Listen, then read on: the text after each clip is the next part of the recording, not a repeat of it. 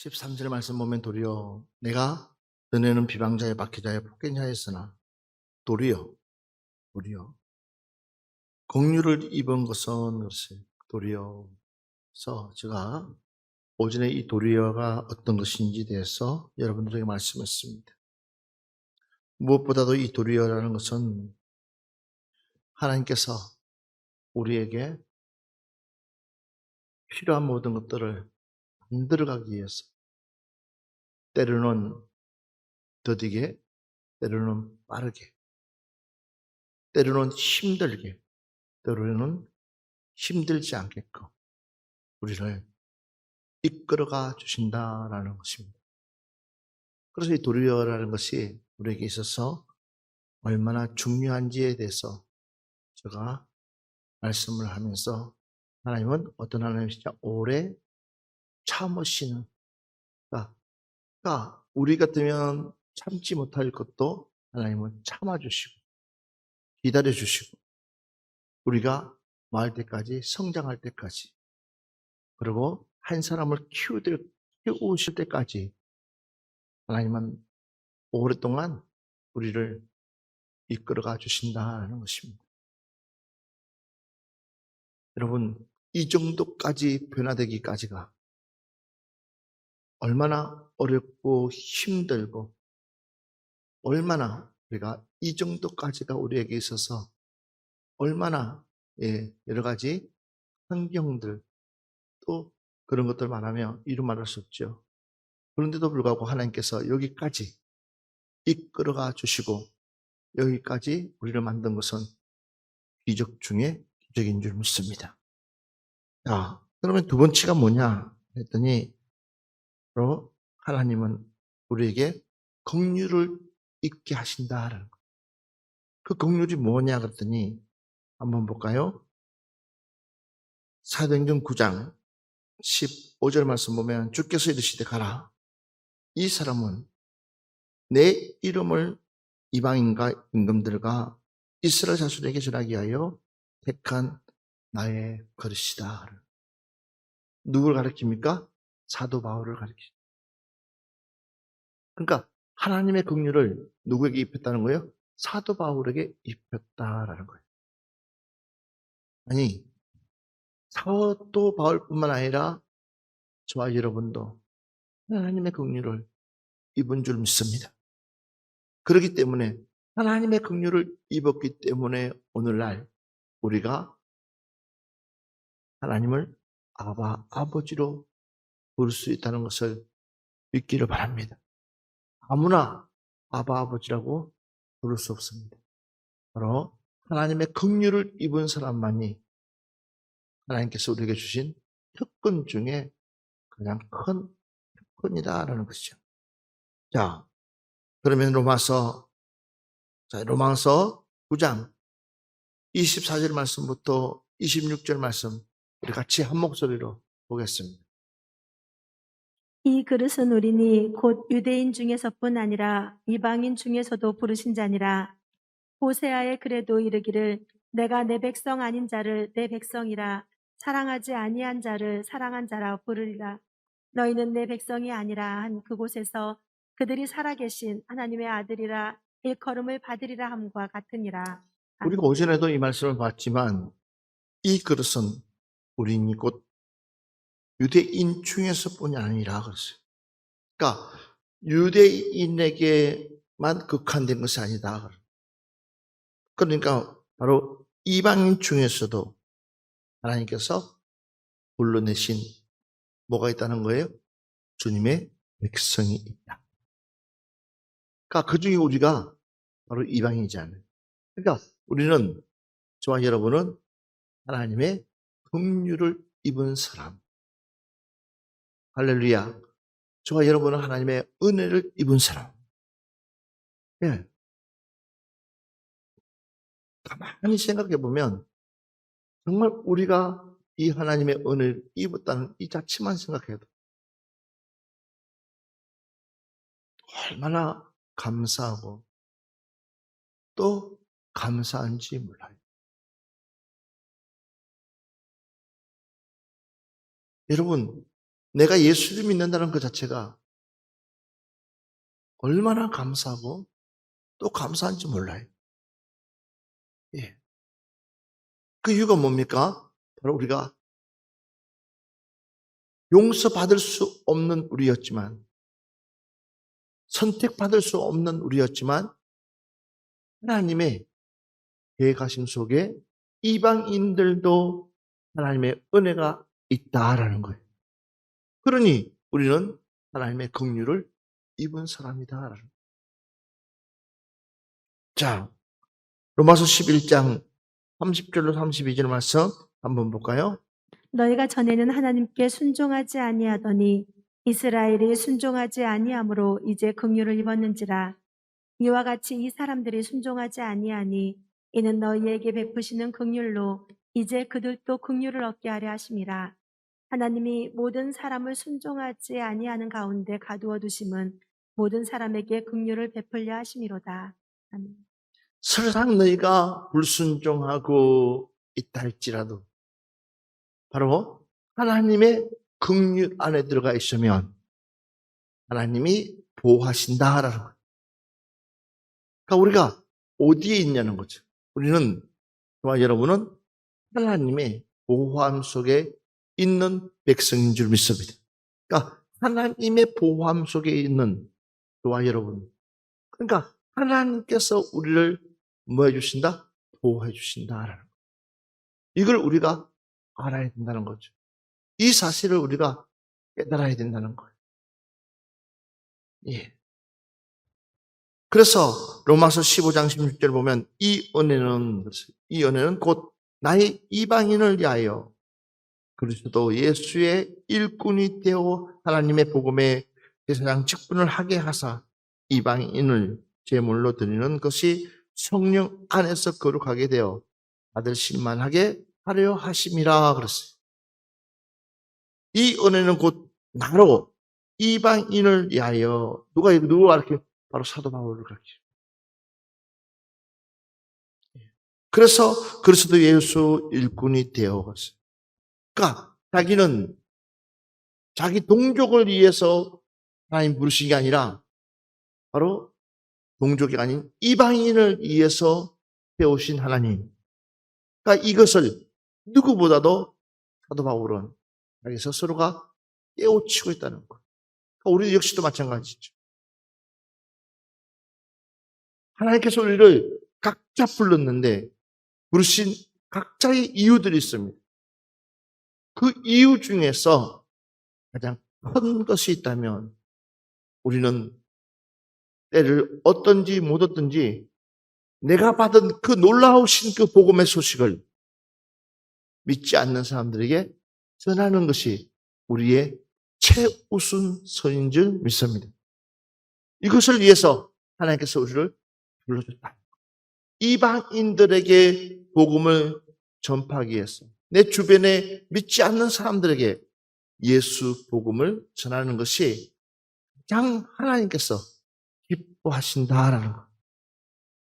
그렇기 때문에 여러분들에게도 이런 하나님의 깨달음이 있으시기를 주의 이름으로 축원합니다. 예. 갈라디아서 3장 14절 말씀. 이는 그리스도 예수 안에서 아브라함의 복이 이방인에게 미치게 하고 또 우리로 하여금 믿음으로 말미암아 성령의 약속을 받게 하려 함이라. 자, 좀 더 구체적인 하나님의 긍휼이 어떻게 임하시냐 그랬더니 하나님의 긍휼이 이방인에게 임하는데 그 이방인에게 무슨 복이 임하느냐? 따라합시다. 아브라함의 복. 믿으시면 아멘 합시다. 바로 저와 여러분에게 무슨 복이 임한다고요? 이 아브라함의 복. 할렐루야. 오늘 저와 여러분들에게 이 아브라함의 복이 임하기를 주 이름으로 축원합니다. 아브라함의 그 복만 생각하면 얼마나 크고 놀라운지요. 이삭의 복만 생각해도 얼마나 크고 놀랍습니까? 더 나아가서 야곱의 축복도 마찬가지. 그러니까 아브라함과 이삭과 그 야곱의 그 놀라운 축복을 하나님은 누구에게? 우리에게 주시겠다고. 약속하고 있습니다. 우리 옆 사람 보면서 당신은 아브라함과 이삭과 야곱의 축복의 주인공이 되세요. 시작. 우리가 하나님께 받은 사랑, 우리 표현합시다. 주님의 받은 사랑, 표현합시다. 예. 이게 중요하다는 거죠. 그래서 이는 그리스도 예수 안에서 아브라함의 복이 이방인에게 미치게 하고 또 우리를 하여금 믿음으로 말미암아 그 다음에 중요한 거예요. 성령의 약속을 받게 하려 함이라. 이 성령의 약속이 과연 무엇일까? 깊이 들어가면 성령의 약속은 곧 구원이다. 뭐라고요? 성령의 약속은 곧 구원이다. 우리는 이 성령의 약속을 반드시 받아야 되는 거예요. 받아야 된다니까. 왜 받아야 되냐? 구원받기 위해서. 그러니까 우리가 성령 충만하지 못하면 구원받을 수 있을까 없을까요? No. 받을 수 없다. 성령 충만해야지만, 그러니까 하나님의 영이 내 안에서 충만해야지만이 내가 하나님의 거룩한 자녀로 온전한 삶으로 우리 스스로가 살아갈 수 있다는 것을 깨닫기를 바랍니다. 그래서 하나님의 긍휼, 곧 뿌려서 하나님의 긍휼을 하심이 뭐냐? 바로 성령을 받는 거고 그 약속이 내게 임하는 거예요. 그 약속이 뭐냐? 바로 구원이다라는. 할렐루야. 예. 자, 그래서 에베소서 2장 1절부터 2절 말씀 한번 그는 허물과 죄로 죽었던 너희를 살리셨도다. 그때의 너희는 그 가운데서 행하여 이 세상 풍조를 따르고 공중의 권세 잡은 자를 따랐으니 곧 지금 불순종의 아들들 가운데서 역사하는 영이라. 자, 그는 허물과 죄로 죽었던 너희를 살렸도다. 그런데 너희는 그 가운데서 행하여 무엇을 따르고요? 이 세상 풍조를 따르고 공중의 권세 잡은 자를 따르는. 문제가 여기 있습니다. 우리가 하나님의 긍휼함을 입는 그 순간부터 우리는 다른 사람이 되어져 가야 될 줄 믿습니다. 우리는 다른 사람이 되어져 가야 되는 거예요. 성령이 내게 임하는 그 순간부터 우리는 다른 사람으로 이제는 우리는 살아가야 되는 거예요. 그런데도 불구하고 여전히 이 세상 풍조를 따르고 공중권세 잡은 자를 따르니 따랐으니 그랬어요. 곧 지금 불순종의 아들들 가운데 역사하시는 영이라. 그게 뭐예요? 사람 마귀의 영에 우리가 여전히 붙잡혀 있다. 그러니 하나님의 긍휼하심을 깨달을 수가 있냐는 거예요. 온통 불명, 불만, 불평 가득한데 감사할 줄 몰라요. 이것도 불만, 저것도 불만. 도대체 만족이라는 것을 찾아볼 수가 없네요. 그 이유가 뭐냐는 거예요. 왜 그렇게까지 불평, 불만을 할까요? 그 이유가 뭐예요? 너는 어둠의 영에 사로잡혔기 때문에. 감동받을 줄 모르는 거예요. 그래서 우리 스스로가요, 항상 내가 어느 영에 사로잡혀 있느냐. 우리는 성령에 사로잡혀야 되는 거예요. 옆 사람한테 얘기합시다. 우리 하나님의 영에 사로잡히십시다. 하나님의 영에 사로잡힌 사람들은요, 그냥 감동이야, 감동. 그래서 여기 보니까는 그때 너희는 그 가운데에서 행하여 이 세상 풍조를 따르고 공중의 건세 잡은 자들을 따르니 곧 지금 불순종의 자들 가운데 역사는, 그러니까 너 영하고 내 영하고 다르다는 거죠. 너 영은 어둠의 영, 어둠의 영하고 하나님의 영하고는 하늘과 땅 차이. 그만큼 차이가 그 어둠의 영에 있는 사람들은 먹으면서도 성질내요. 그럼 먹지 말든지. 그러니까 먹으면서도 성질내요. 그런데 하나님의 영에 있는 사람은 안 먹어도 감사해. 못 먹어도 감사해. 왜? 하나님의 뜻이 있겠지. 이유가 있겠지. 이렇게 차요. 다시 한 번 더 봅시다. 장 2장입니다. 에베소서 2장입니다. 2장 12절부터 13절. 그때 너희는 그리스도 밖에 있었고 이스라엘 나라 밖의 사람이라 약속의 언약들에 대하여는 외인이요 세상에서 소망이 없고 하나님도 없는 자이더니 이제는 전에 멀리 있던 너희가 그리스도 예수 안에서 그리스도의 피로 가까워졌느니라. 아멘. 자, 보세요. 그때는 너희는 그리스도 밖에 있었고 이스라엘 나라 밖의 사람이라 약속의 언약들에 대하여는 애인이요 그랬어요.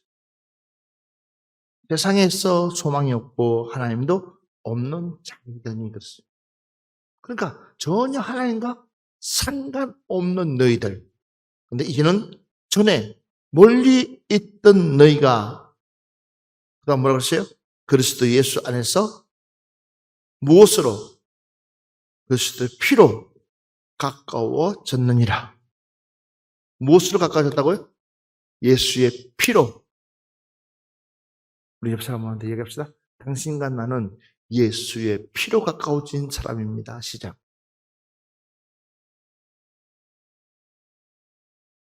여러분, 어떤 사람이 혼혈합니까? 그러니까 피가 한 사람들끼리 혼혈하죠. 그러면 안 되잖아요. 마찬가지예요. 우리는 같은 피예요. 오로지 누구 피예요? 예수 피. 우리는 예수 피예요. 다른 피가 섞이는 순간부터 우리는 틀려요. 도무지 이해할 수가 없는 거예요. 도무지 따라올 수가 없는 거예요. 왜? 피가 다르니까. 아무만 우리가 형제가 아니라 할지라도요, 배다른 형제가는 또 달라요. 예. 배다른 형제. 예. 근데 우리 역시 마찬가지예요. 우리는 예수 피로 하나가 됐어요. 그러면 누구보다도 가까워야 되는 거예요. 할렐루야. 누구보다도 우리는 하나가 돼야 되는 거예요. 그러니까 예수가 없는 사람들 굳이 이야기할 필요 없어요. 복음은 전하지만 복음 전하는 까지만 하는 거지. 그 사람의 의견을 들으려고 하면 안 돼요.